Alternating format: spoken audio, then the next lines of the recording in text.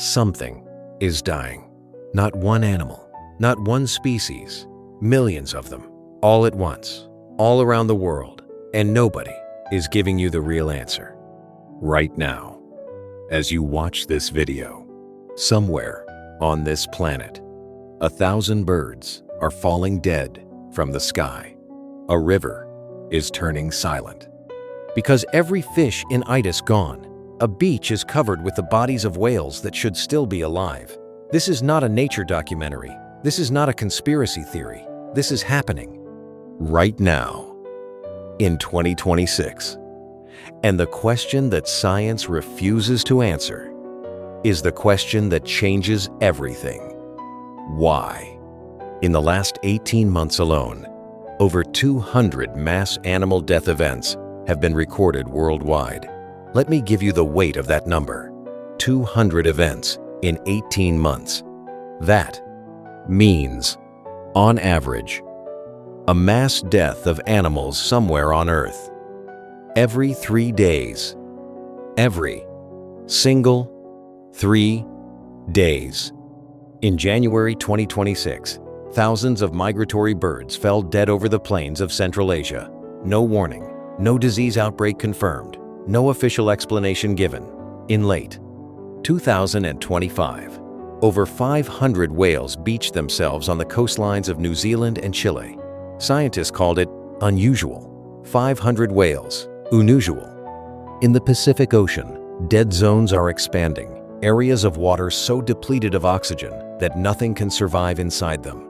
Fish populations in certain regions have collapsed by over 70% in less than 5 years.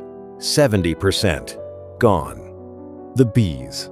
Let's talk about the bees, because this one should terrify you. In 2025 and 2026, colony collapse disorder accelerated to levels never recorded before.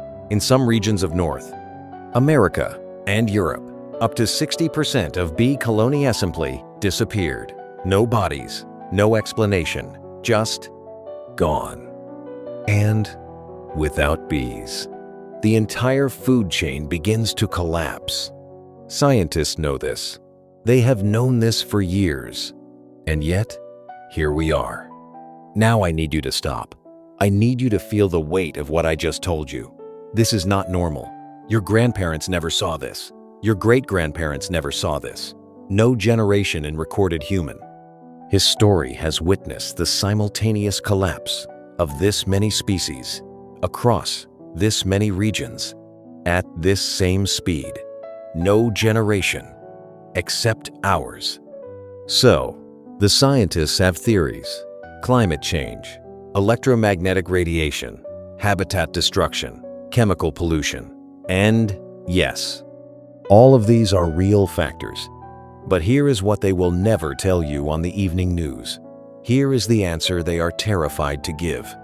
Because this answer doesn't fit in a laboratory. This answer comes from a book that is older than science itself. The Bible. Not as a religious comfort, not as a metaphor, as a document of precise prophecy that described exactly what we are watching right now, thousands of years before it happened. Open your ears, because what I'm about to show you will change the way you see this world forever. The prophet Hosea wrote these words approximately 2,700 years ago. Hosea chapter 4, verse 3. Therefore the land mourns, and all who dwell in it languish, and also the beasts of the field and the birds of the heavens, and even the fish of the sea are taken away. Read that again. The beasts of the field, the birds of the heavens, the fish of the sea, taken away. Hosea wrote that when there were no factories, no electromagnetic towers, no chemical agriculture. He wrote it by divine revelation. And 2,700 years later, we are watching it happen in real time, on our phones, while we scroll past it. But Hosea didn't stop there. He told us why it would happen. Verse 1 of the same chapter. There is no faithfulness or steadfast love, and no knowledge of God in the land, no knowledge of God in the Tedeva land. Look at the world in 2026. Look at what we celebrate. Look at what we worship. Look at what fills our screens. The land is crying out. and the animals are paying the price for what humanity has chosen. Now turn to the book of Romans, chapter 8, verse 22. The Apostle Paul writes, "For we know that the whole creation has been groaning together in the pain-soft childbirth until now." The whole creation, groaning. Paul wrote this nearly 2,000 years ago, but he was describing something that would reach its peak intensity at a specific moment in history. A moment of maximum groaning. A moment when creation itself would be screaming. That something is very wrong. That something is about to break. Tell me, does this not feel like that moment to you? Go to the book of Zephaniah, chapter 1, verse 3. God himself speaks these words. "I will sweep away man and beast. I will sweep away the birds of the heaven sand and the fish of the sea. I will cut off mankind from the face of the earth." This passage describes a progression of judgment. It starts with the animals. It starts with the birds, the fish, the beasts, before it reaches mankind. The animals are not dying randomly. The animals are a signal. They are the first tremor before the earthquake. They are the warning alarm before the fire. And then there is Revelation, chapter 6, verse 8.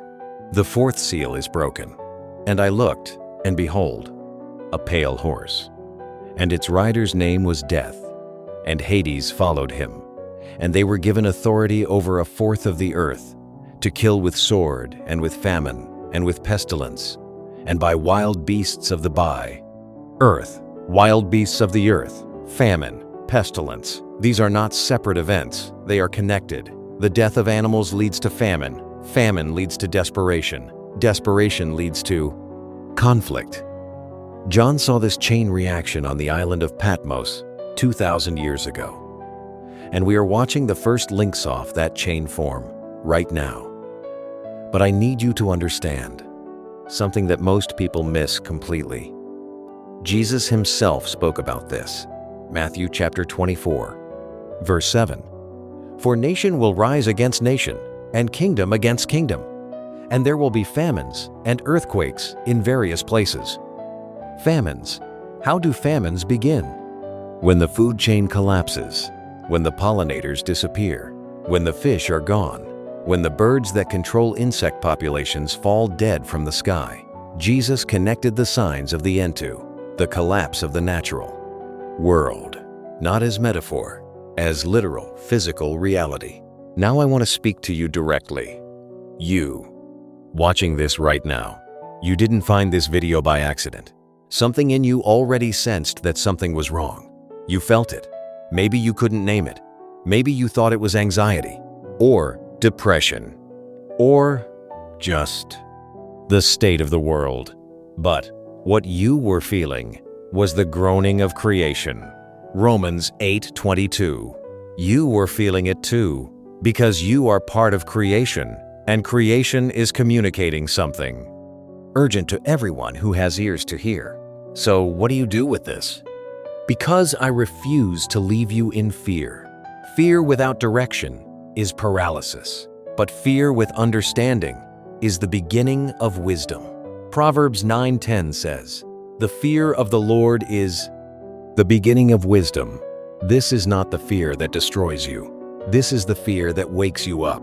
The animals are dying, but you are still here. And the fact that you are here, watching this, feeling this, is not a coincidence. You were born into this generation for a reason. Not to panic, not to despair, but to be awake when most of the world is still asleep. The church is largely silent on this. The news gives you climate statistics without spiritual context. Social media shows you the videos of birds falling, of dead fish covering rivers, of whales on beaches. And then the algorithm moves you onto the next thing. But you don't have to move on. You can stop. You can look. You can understand. Creation is not dying without meaning. Creation is dying with a message. and that message has been written in a book for thousands of years. The question was never whether this would happen. The question was always, who would be awake enough to see it? Who would be brave enough to say it out loud? Who would be grounded enough in the Word to not be destroyed by what they see, but strengthened by it? That is why you are here, not to fear the end, but to understand the signs, not to hide from what is coming, but to stand firm in what you know, because the same God who wrote these prophecies in Hosea.in, Zephaniah.in, Romans.in, Revelation.in, Matthew, is the same God who holds your future in His hands. If this video opened your future eyes, I need you to do 3 things right now. First, like this video, not for the algorithm, but as a declaration that you are awake, that you see what is happening, that you refuse to look away. Second, subscribe to this channel, because what I just showed you is only the beginning. There are signs happening right now that most Christians will never connect to biblical prophecy, and I am going to show them to you, one by one. Third, share this video with one person who needs to see it, one person in your life who is searching for answers, who feels the weight of this world and doesn't know why. Send this to them.